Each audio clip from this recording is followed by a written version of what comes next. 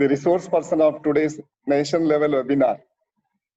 Dr. SHRIPATHY KALLURAYA P, who is retired professor and former finance officer of Mangalore University. He obtained his BSc degree from Mysore University in Saint Philomena College, Puttur. Later, he did his master degree in rural development from Bangalore University and PhD in economics from Mangalore University. He served as a teacher of economics more than 35 years. He has authored 26 textbooks in economics, 4 reference books, including 3 edited volumes. More than 105 papers were published in reputed international and national journals and in edited volumes. He visited Thailand, Malaysia, Canada, China, North Cyprus, South Africa, and Muscat to present papers in the international conferences. He presented 28 papers in international and 116 papers in national conferences. He participated in several workshops and training programs as resource person. UGC and ICSSR sponsored 2 major and 2 minor research projects are to his credit. He has successfully guided 26 PhD research scholars. He served as director of Prasaranga, Mangalore University from 2007 to 2016 and has involved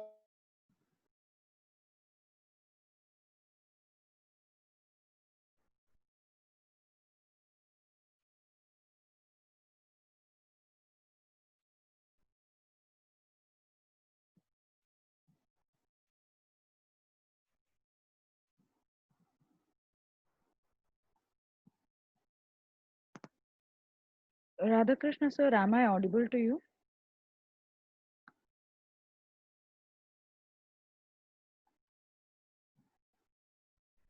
in publishing more than 60 books since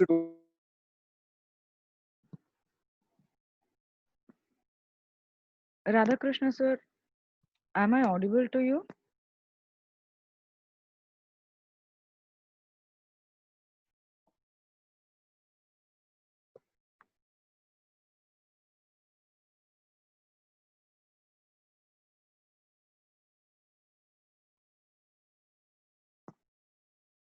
Sorry for the inconvenience. Due to some network issues, we are unable to connect to Dr. Radhakrishna.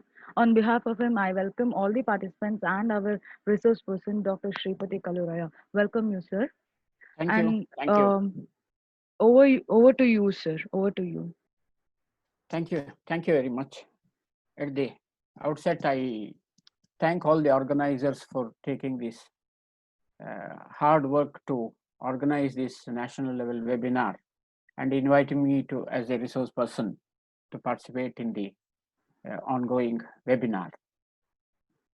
Well, that we know that all of us are tied up and locked, and such words are becoming very familiar among the academicians and the intellectual community. We know since last November what is happening all over the world. And as a consequence of this, it has its impact on social side, economic side, and also the household living level also, it has its own impact. This in this talk, I want to make some discussions on various dimensions of such effect or such impact by this what is called the COVID-19. Economic crisis is not something new for us, and economic literatures are discussing much about different types of economic crisis now and then, and the history of economic thought gives us some important stages at which the world economy or some regional economies have faced crisis. And they are all due to very known reasons, like maybe due to eruption of wars between countries in a given region, or maybe because of the market imbalance and thereby the business cycle, some part of the business, some stage in the business cycle leading to recession, and all. And also few natural calamities here and there, now and then. All this has been very well thought and managed, and we have found solutions. But here it is not like that. We are in a new crisis. That is why I just defined this. The title is given as a new economic crisis, something which no one has thought about it, and something we are not at all prepared by mentally or physically to face these kind of problems that we are facing now. So this new economic crisis is in fact by a kind of what you call the microorganism, the coronavirus, and the biological sciences also are trying to find the nature and its the all other aspects of this particular microorganism.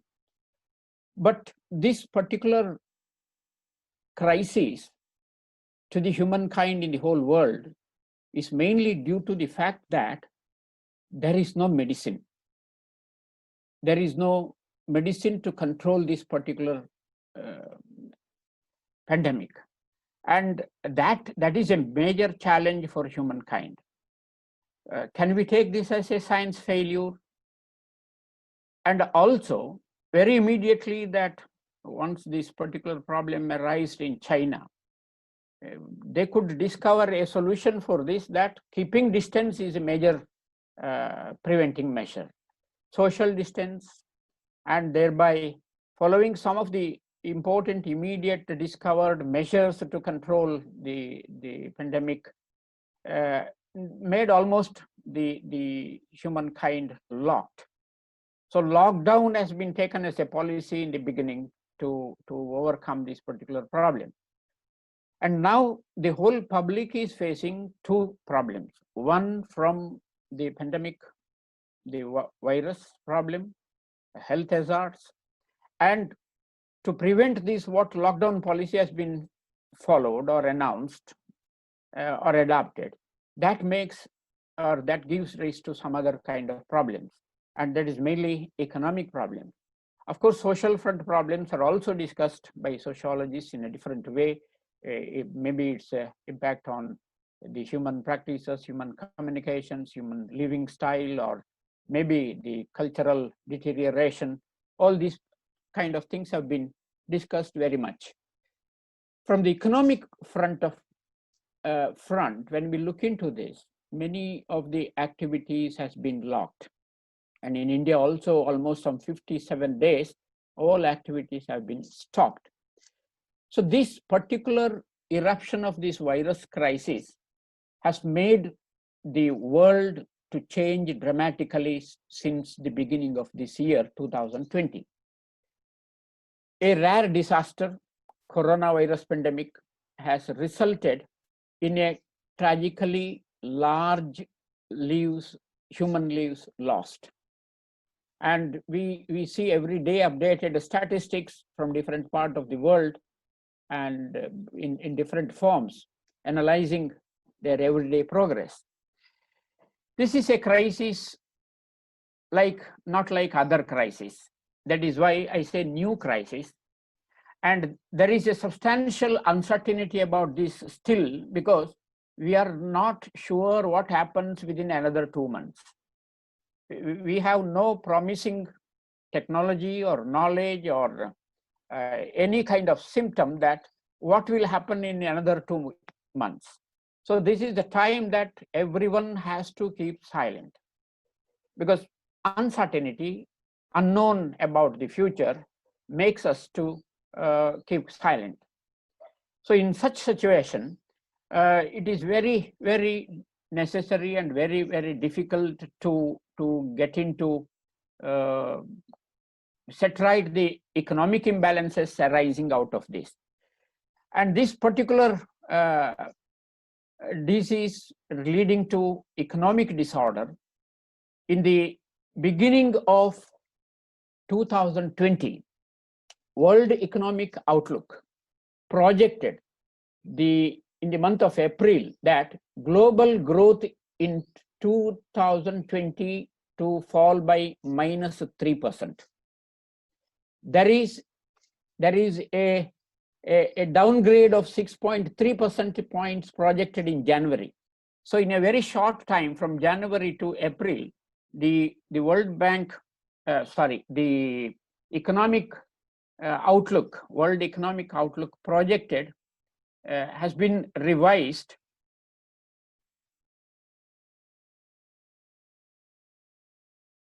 in a very short time period, and it is in the history of economics, perhaps it is very rare such kind of things happening. This is a major revision in a very short time period about the projections of the future global economic growth.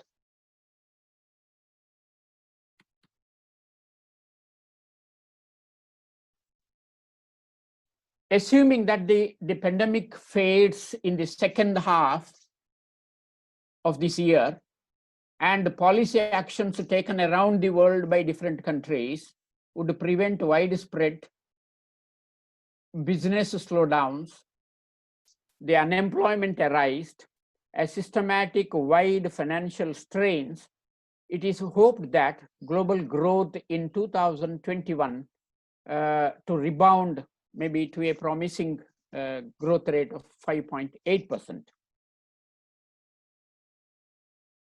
It is estimated also that cumulative loss to global GDP over 2020 to 2021 from the pandemic crisis could be around $9 trillion, greater than the economies of Japan, Germany put together. So this is truly a global crisis, as no country is free from this crisis. Countries reliant on tourism, travel, hospitality, entertainment, and the entertainment for their growth are experiencing particularly large disruptions. Emerging market and developing economies face additional challenges with unprecedented reversals in the capital flows to global risk and currency pressures, while opening up to weaker health systems and more limited fiscal space for provide support. And moreover, several economies entered this crisis in a vulnerable state with the sluggish growth and high debt levels, like India.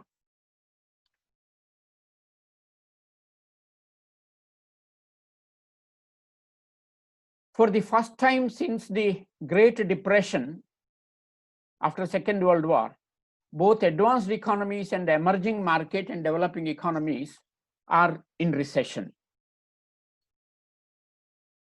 For this, growth is advanced. For this year, growth in advanced economies is projected at -6.1%. Emerging market and developing economies with a normal growth level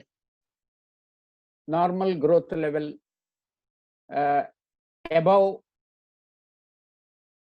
advanced economies are also projected to have negative growth rates of 1% in 2020 and -2.2% in 2021.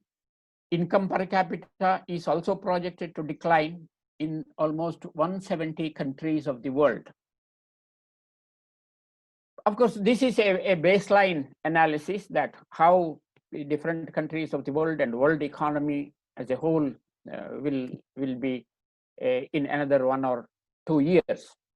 But you have many adverse effects if the uncertainty is not solved within another short time period. It is still, as I said in the beginning, it is still uncertain, as we have not discovered any vaccine or any medicine to control this, and only the social practices, keeping distance, keeping away from many of the activities, all this is only a solution for this. So we are unable to predict what will happen and what will be the adverse additional alternative effects that we would face in the coming years. Anyway, all over the world, the policy, government, and the concerned agencies, World Health Organizations, all busy in taking measures and policy decisions to control this and to overcome this, to recover from the what damage that we have faced in the last 6 months. In this regard, I think we have this is the world scenario. If you come to the kind of what you call to a regional level, like Asian economy, Asia is heavily dependent on global supply and global supply chain, and cannot grow while the whole world is suffering. So for that matter, any country in the present context, in the modern economy, since they're all linked to different economies of the world, they cannot overcome the crisis by themselves alone. So in the absence of second wave infection, if it is not erupted, with the unprecedented policy stimulus, support, and recovery, growth in Asia is projected to rebound strongly to 6.6% in 2021. But even with fast recovery in the economic activity, output losses due to COVID-19 are likely to persist. And it is projected that Asia's economic output in 2022 to be around 5.5% lower compared to what has been predicted before the COVID infections. So we could see that what is projected for Asia has been come down, and it will continue slowly, and it takes another 2 years what the World Economic Outlook predicts. Coming to India, Indian economy, we know that has its own characteristic. One of the biggest economy in the Asian continent, and one of the promising economy in the world.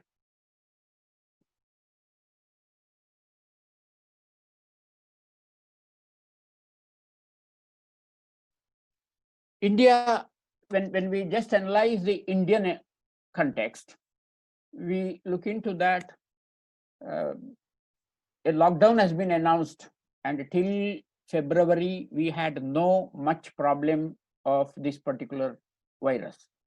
But after March, the multiplication of virus and the pandemic rate has been increased in the country, and immediately government has taken steps to lock down, and the economy almost closed for more than 50 days is a big damage to the economy, because it is a growing economy, it is an active economy, and the resource bases are such that if the activities continues for a long term, then only economy can set a phase for its future growth.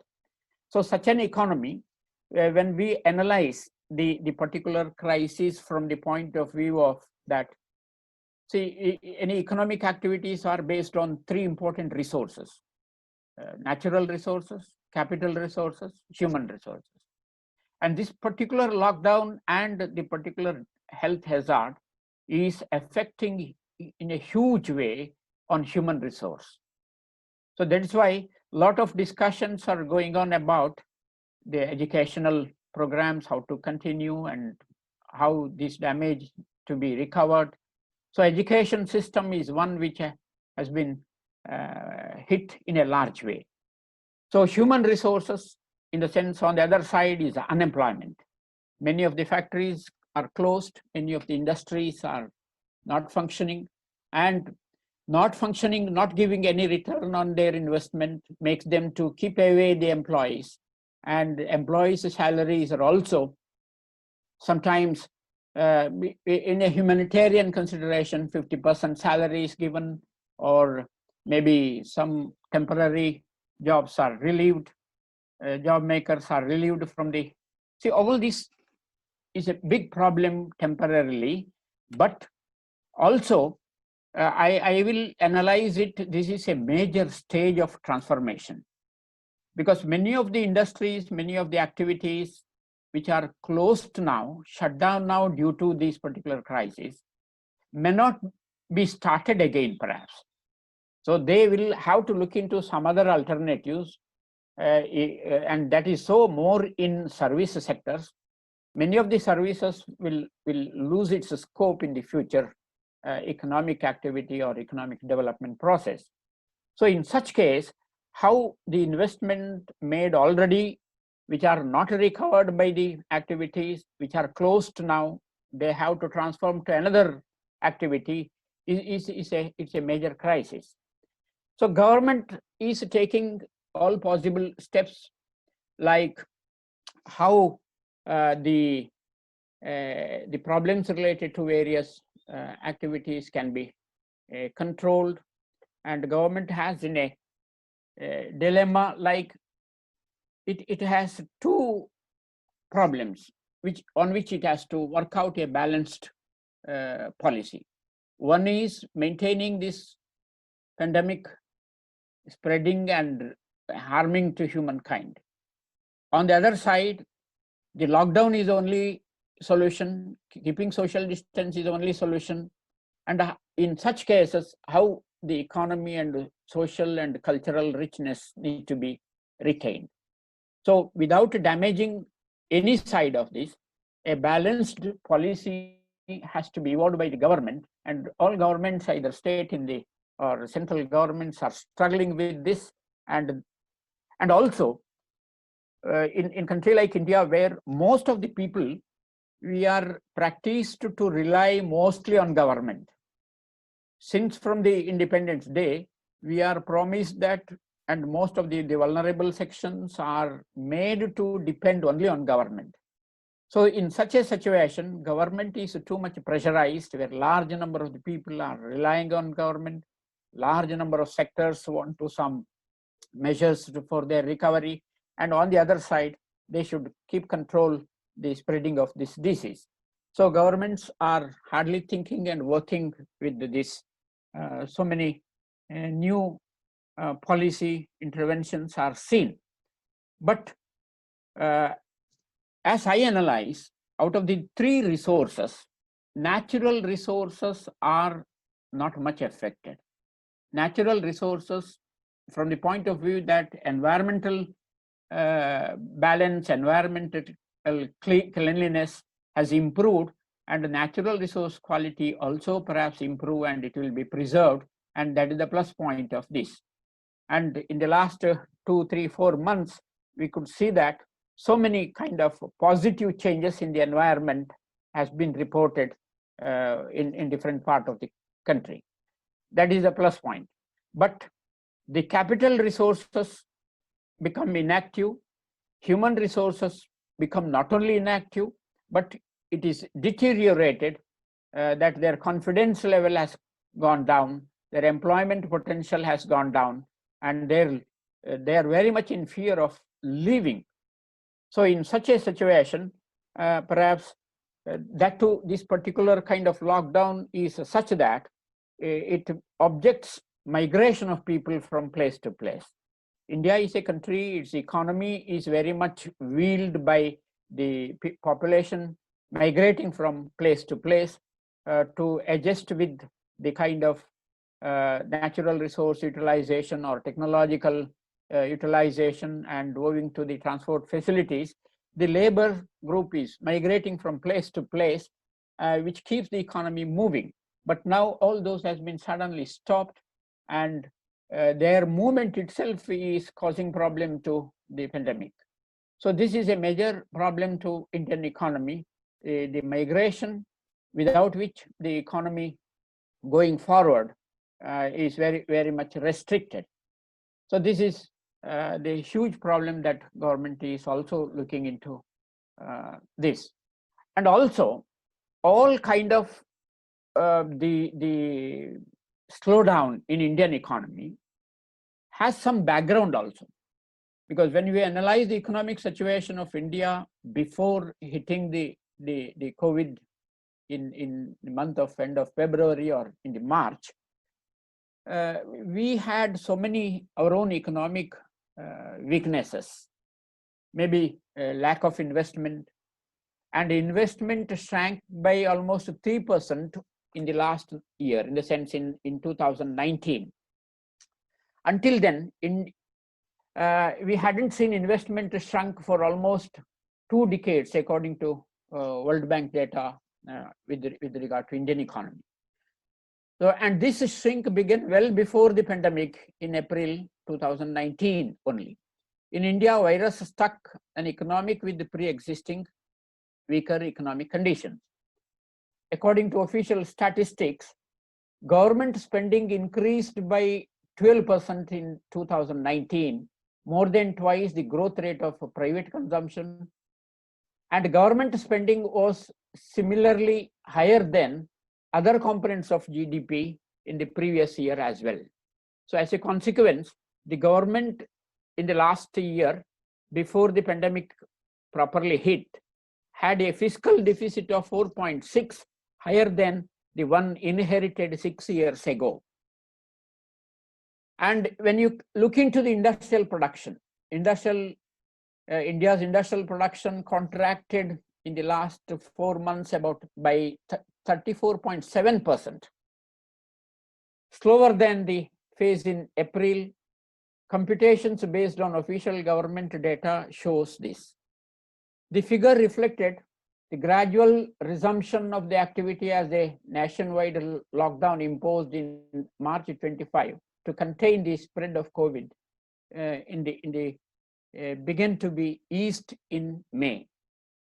RBI has taken its own measures, focusing mainly on providing adequate liquidity and through monetary policies. Still, we are in uncertainty. Nothing can be predicted, and only we can hope.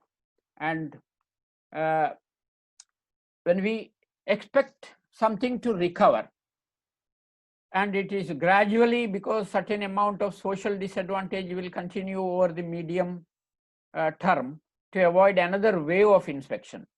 In turn, this will cause an uneven recovery across different sectors. Businesses that depend on gathering of people, like retail, hospitality, tourism, cinema, entertainment, exhibitions, construction sites, may ongoing restrictions and weaker activity. On the other hand, sectors that cater to a social distancing, including personal mobility, packaged food, telecom, and home improvement, automation, and consumer electronics are likely to recover fast. So the regional differences, the sectoral differences of the consequences of this COVID hit have to be taken care while making any policy. When you look into this, agriculture sector, for example, is something promising one that may not be much harm at the production side in the agriculture sector. But the problem is marketing their producers. Even the environment is so conducive to produce more product, how to market, how to reach market. If it is not marketed properly, and the investment made by the farmers will not be recovered, and they will be in trouble. So therefore, we are in one side safe in some sector, but on the other side, we are not safe. So likewise, the demand side and supply side analysis of various sectors, when you take, sometimes the demand side may be favorable, but supply side will be weak. If supply side becomes weak, demand side will be strong. So this kind of imbalances have to be taken care while making policy. And there is no doubt, and most of the analysis in the recent days are focusing that there will be an addition to the poverty community. In the sense, large number of people will be joining to this below poverty category. And how to overcome this. And we, in the last 70 years, we have been working hard to keep this poverty line below, and we are succeeded from around 70% poverty, below poverty line people, to bring down to around 28-30% in the last 70 years. But if this kind of crisis, if it raises the poverty ratio further, it will be a challenge to the government, and we may have to take some measure to the poverty eradication away from the traditional approaches that we had for poverty eradication.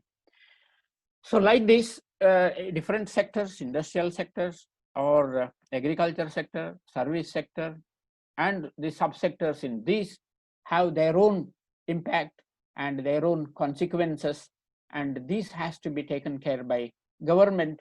And at the macro level, they are now working out, but at the micro level also they have to show some concern, because such a crisis that we are facing needs also micro level attention, regional level attention, micro level attention, and also sectoral attentions are very much required to overcome this. And new economic crisis, as I was telling you, that it is very uncertain till now. No one knows. No one knows what happens. So once we are able to take care of health hazards and health issues, the priority should be that. And then if medical science comes out with some good result to control this, discovering some vaccination, I think that will be a winning point. And unless that we are discovering some medicines to control this, our uncertainty and our fear on this particular crisis will continue till further. And there is no end for this till we discover. And in discovering this also, perhaps the whole world should join together, not with a competitive spirit, but with a coordination, because it's a crisis to the whole world, and each country should not now take themselves that they are in a very competitive spirit, discover a medicine and try to win the economic benefit out of it, leaving others away. So there is a need for perhaps a coordinated effort by all the countries in the world to discover vaccination, thereby to give a promise to the ongoing economic to rebound what they have lost. But what lost in the last 3, 4, 5 months in the production level is gone forever, which cannot be discovered. Only hope is that recovery. We can recover, we can restate our production or our resource utilization level, our technological level, our employment of human resources. All this can be taken care, but what we have lost, many of the productions, what we produced are lost without using because of no communication, no market. So I call this as a market failure case, a government failure case, and there is therefore a need or social participation. The civil society should participate. The economic literatures have been highlighting all over the world since last 100 years that when market fails, government intervention has been asked. When government fails, the civil society emerges to get into the crisis. So therefore, this is a stage where I expect that government, market, and the civil society should participate without any competition, without any competitive spirit, but only with the social service spirit. This is very important. Some of the sectors, as I said, where the productions have been done, but they are wasted without using because they cannot be reached to the real end of the consumers. Like, for example, housing sector, if you take, the paradox is that many houses in cities, in urban areas, remain vacant without demand. because many people might have been migrated back to their villages, and the demand for new houses has been reduced. But on the other side, we have many number of people without house. So it's a contradiction. Houses remain vacant and houselessness are increasing, and this type of contradictions have to be brought in a balance for economy to grow. It's a small example. Like that, in many subsectors of the economy, there is a kind of paradox, and which need to be attended by policymakers to take care of it in the future. As I've been telling in the beginning, that this is a stage of transformation. New ventures will come up, new ventures will gain scope as communication and the digital technologies have gained a lot of scope. And as a result of this, see, we could now communicate through the digital technology. That is a good sign that the education system, the intellectuals interact, even though they are keeping themselves away from each other through the digital technology.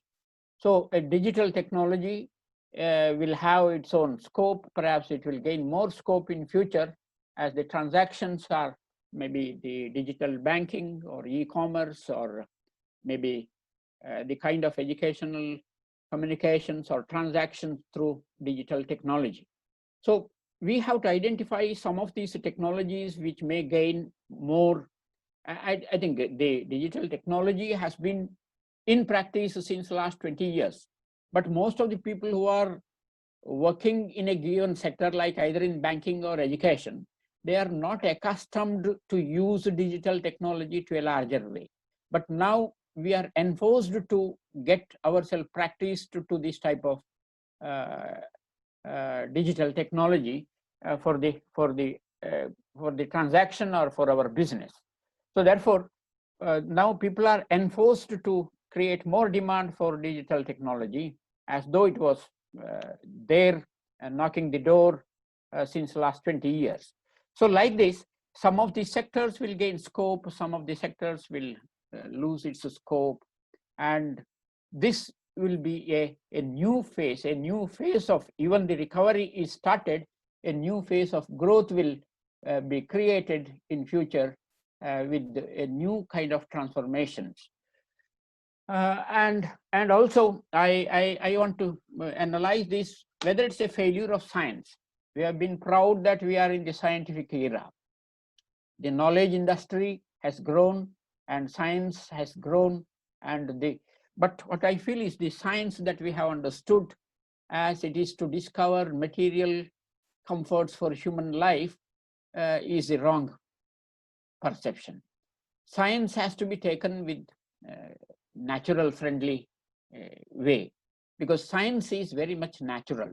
For me, science is natural truth. So forgetting natural truth and only focusing and looking at material discoveries for human comfort perhaps would bring a kind of imbalance, and somewhere we need to correct this. And all sciences, whether there is another discussion is going on whether it is a natural virus or created virus. If it is created virus, perhaps the top level leaders are still not leaking out all this, what is happening in the top level. The political thinkings are not leaking it out. So if it is created as a weapon to the world, to create a world crisis, then it is a very sad part of that. And I think that has to be taken care by the top level forums to maintain these kind of things should not happen in future. And the crisis begin in a faster way always, but recoveries will be taking slow process. Recovering will be always a slow process. So whatever the crisis that has happened and affected our economy will take some time to recover, perhaps maybe 2021, 2021 or 2022, and all estimates that we made for 2022 or 2025 have to be revised now, and very immediate short-run requirements of the economy have to be attended. So long run, short run, macro level, micro level issues have to be taken care while framing a policy, and government has a major challenge. And my final call, last call to people, that we, as we have been practiced, don't rely entirely on government. And we have our own role as a civil society or civil citizens of India. What we need to follow, what we need to take care, that we have to follow individually. And government, we have to allow government, we have to guide government, we have to, because we have the responsibility as in a very largest democracy, and we need to guide the government and see that what government steps are taking, it is for larger public. But at the individual level or at the community level, at the grassroots level, what practices that we need to follow to control this pandemic, we need to do that. So we cannot simply expect government or international agencies alone to tackle this solution. We have the responsibility to cooperate with the larger public at the community level, at the village level. So with this request, the damage has been analyzed variously by many experts, and we are still in uncertainty stage. There is no promising stage has come or set till now. And therefore, along with government, civil society and the corporate sector, the rich and the poor, haves and have-nots, all will join together and see that how this particular pandemic can be controlled. So with this, I conclude that there is a need to have a collaborative effort by government, corporate sector, and civil society to tackle this particular issue. And new economic crisis can be set to recover within a short time period by acting responsibly by all the either government or by the various institutions. Thank you.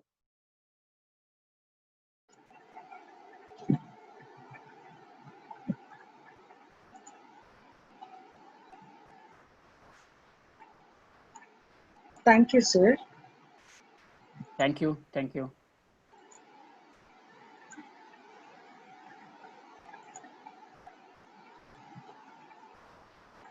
Now I request Dr. Radhakrishna to speak a few words. Dr. Radhakrishna Shetty, sir, please unmute yourself.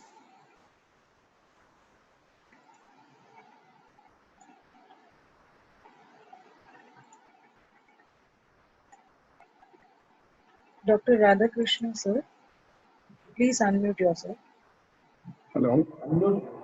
Yes, sir. Yes, sir. You are audible, sir.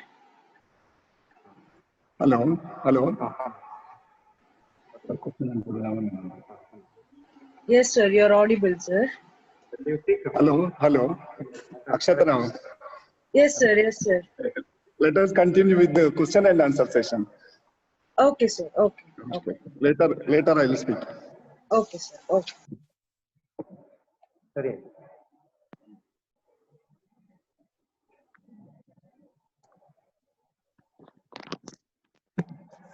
Any questions to the resource person? Participants can put it on the chat box.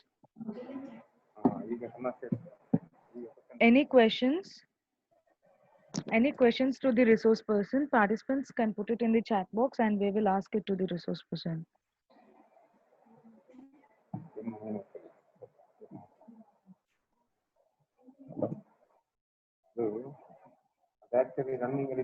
Participants can drop their questions in the chat box.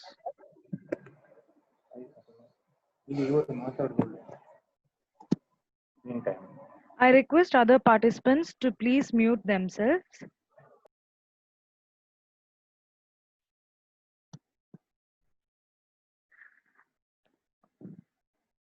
Dr. Shripathy KALLURAYA, sir, we have a question for you. Yeah. It is from Anish Fatima. Okay. What is the impact of vocal to local on Indian economy? what is the impact of vocal to local on Indian economy? Mm, no, I don't get what she means about vocal. Hello, am I audible? Yes, sir, you're Okay, audible, sir. okay, okay. The local impact is, I think, at the local level, in the grassroots level, that too in the village level, people becoming unemployed will increase, and the people below poverty line will be more, and the total impact is very much visible, that uh, pushing this particular crisis many people into the poverty level, below poverty level, is very obvious. Thank you, sir. We have one more question from Mr. Uday. He's asking, what is the expected economic conditions in 2021? Yeah, What is that the is. expected economic conditions in 2021? Yeah, so there are so many kind of estimations are going on, but still, as I was telling, it is with uncertainty. What has been estimated in January 2020 has been forced to revise in the month of April, that within a short time period.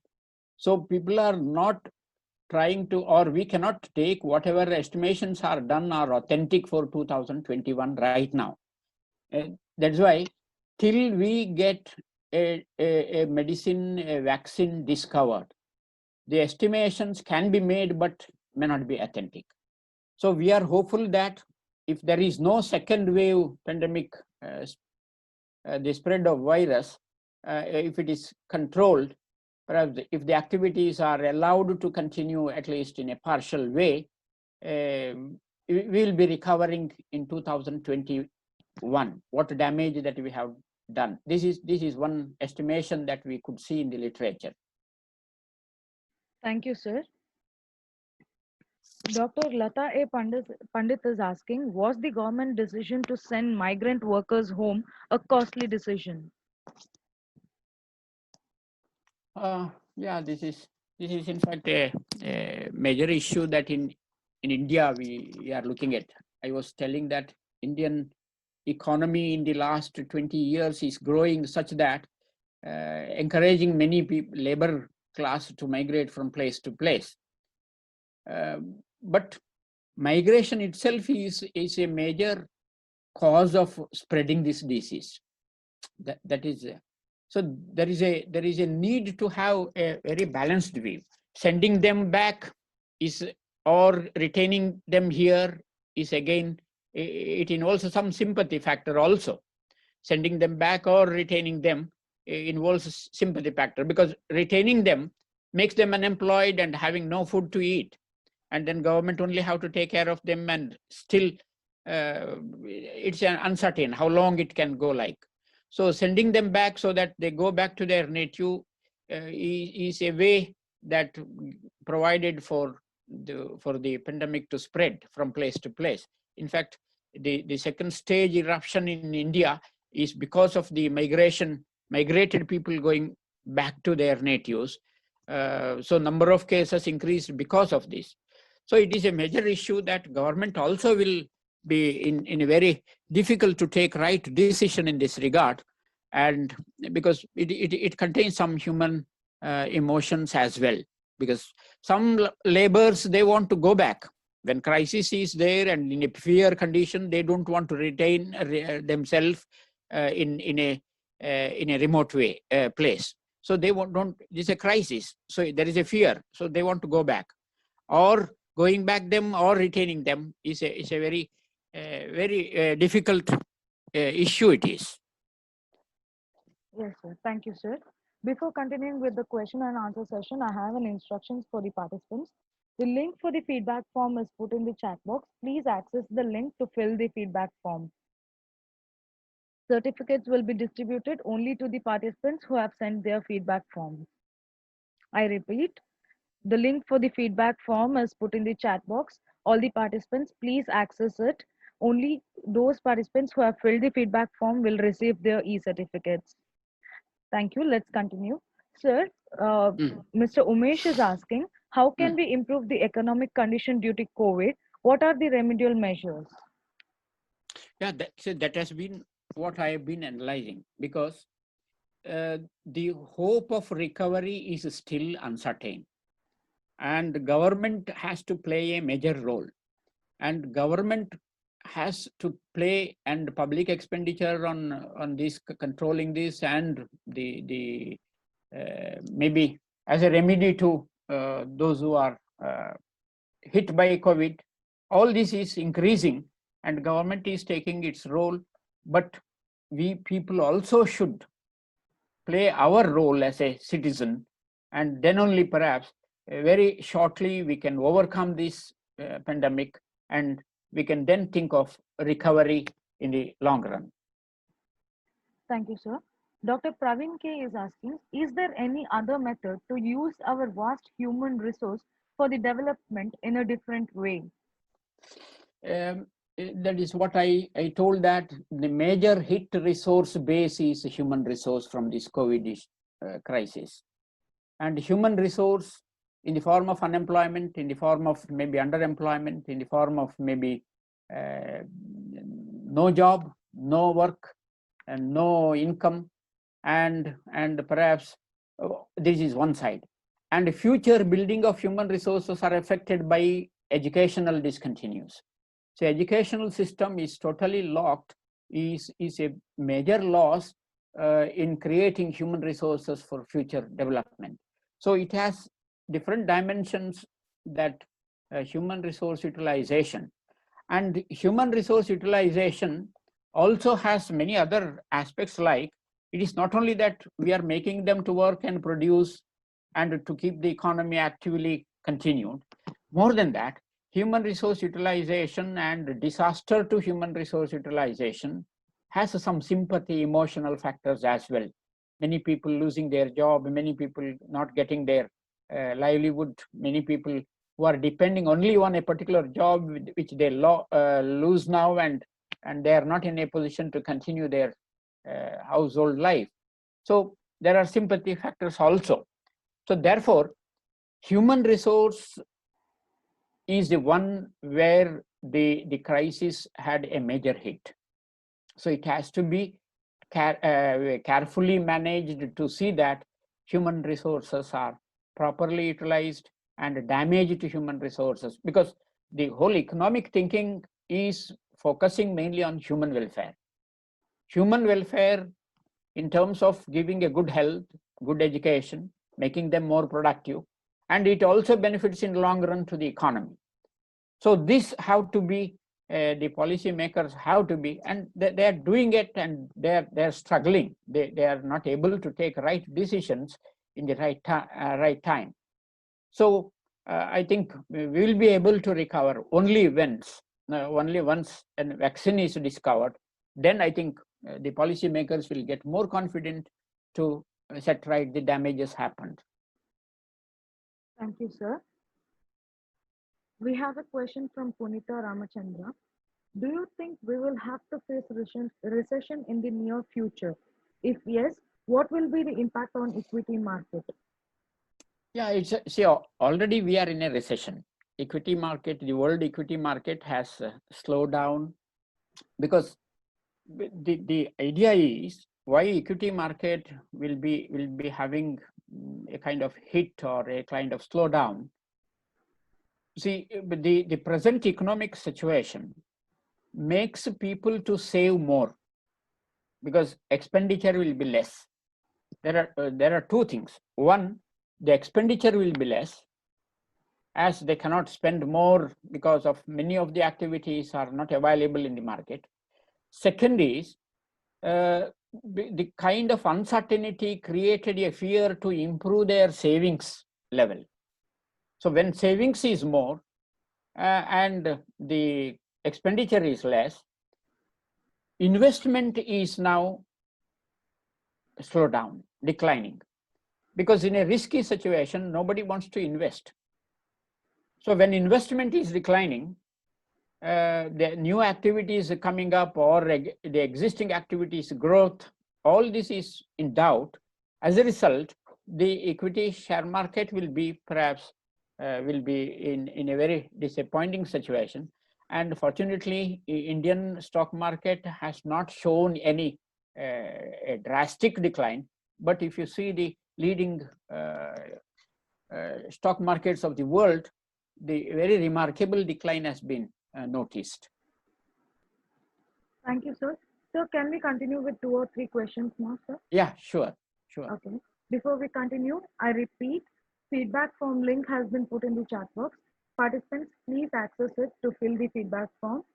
Certificates will be distributed to these participants only after filling the feedback form. Thank you. Sir, Sudarshan Kumar is asking, migrant workers are coming in and out from the working place. This has affected the production. What measures you suggest to stay the workers in the work area? Yeah. Hello. Hello. Yes, sir. Yes, sir. Yes, sir. Yeah.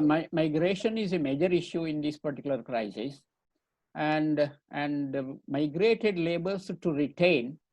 Perhaps the employees should get a promise that their activities will continue.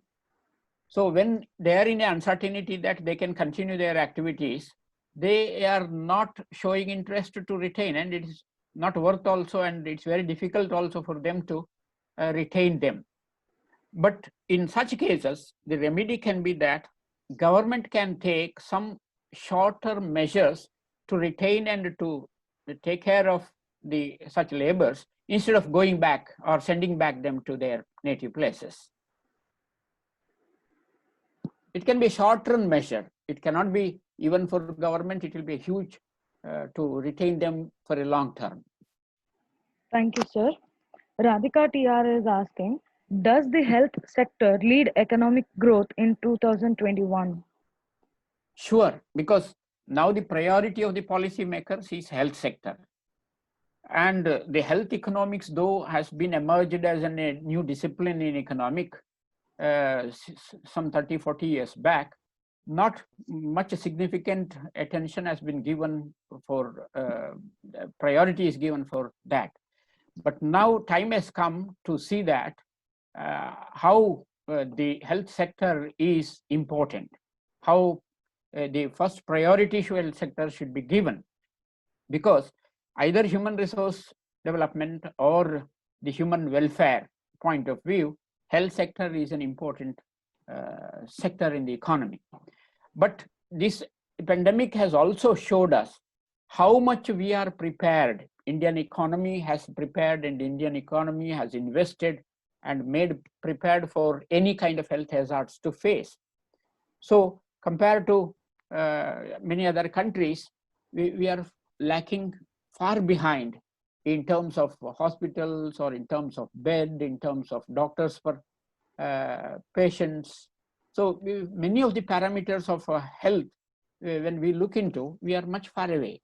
So time has come to warn government that this is an important sector where we need to give more care. If your focus is on human welfare, then I think hereafter health sector will be a priority one.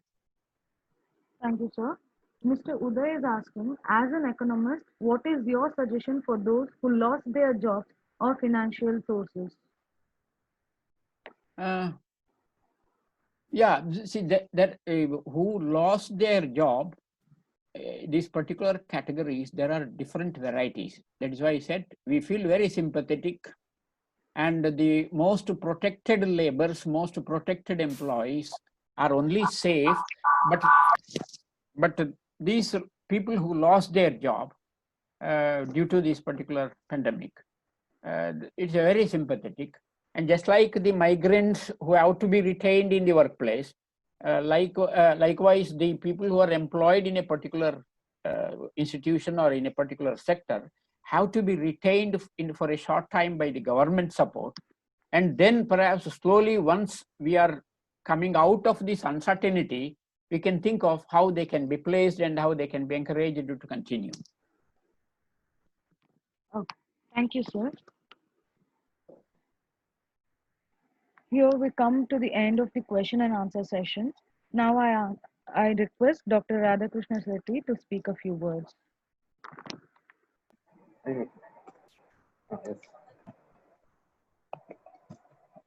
Thank you very much, Dr. Shripathy Kalluraya sir, for Thank your you. beautiful presentation on new economic crisis, challenges to recovery.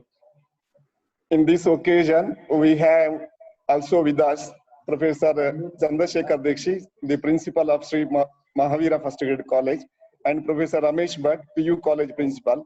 I am grateful to them. Now I request Dr. Azaz Ahmad, the convener of IQASC, to give presidential remarks. Over to Dr. Azaz Ahmad.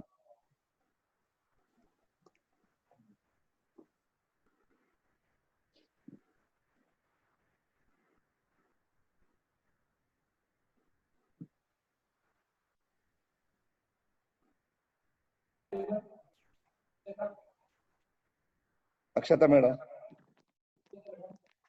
Unmute. Dr. Azaz Ahmad. Yes, sir. Uh, Dr. Ejaz Ahmed, sir, please unmute yourself.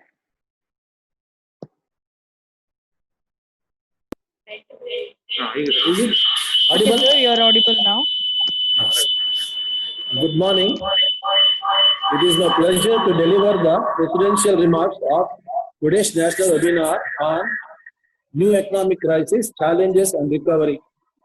At the outset, let me take this opportunity to thank Dr. Shripathy Kalluraya for his very informative and useful talk on the topic new economic crisis, challenges and recovery, which is the need of an hour in this present COVID-19 situation. He has rightly said that this is new economic crisis which we never thought of and prepared to face this COVID situation, which not only impacted our Indian economy but also the global economy. But as there is an unknown saying that necessity is the mother of invention, we have to find the ways and means to recover from this unforeseen and uncertain situation. I am sure the participants have enjoyed this session. Finally, I thank our principal, Professor H.C. Dikshit, coordinator, Dr. Radhakrishna and his team members, and the participants to make this webinar a success. Thank you, Ananda. Thank you, sir, for your presidential remarks. I would like to thank all the participants who have participated in this webinar. I would specially thank Dr. Shripathy Kalluraya, retired Professor of Economics and former Finance Officer, Mangalore University, for his very informative speech. Thank you, sir. I would Thank you. also like Thank to you. thank the college management, our principal, and all the members who have supported in this webinar to make it a grand success. Thank you, everyone. Thank you. Thank you all. Instructions to the participants. The feedback form link has been put up in the chat box. Please access the link to fill your feedback forms. Certificates will be distributed only to those who have filled the feedback form.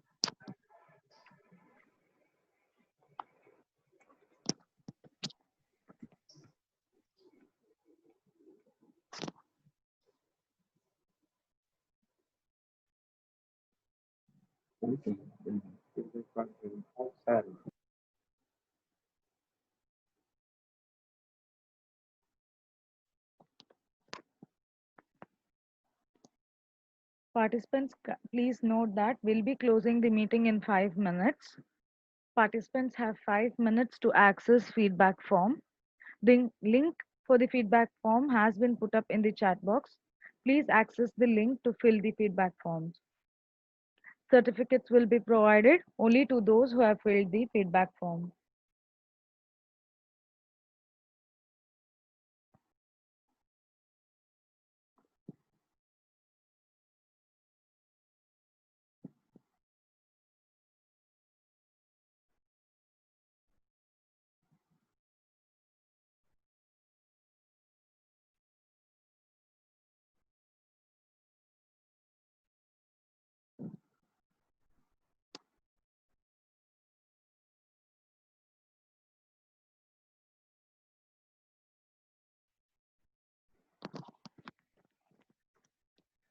Link to the feedback form is put up in the chat box. Participants, please fill the feedback form.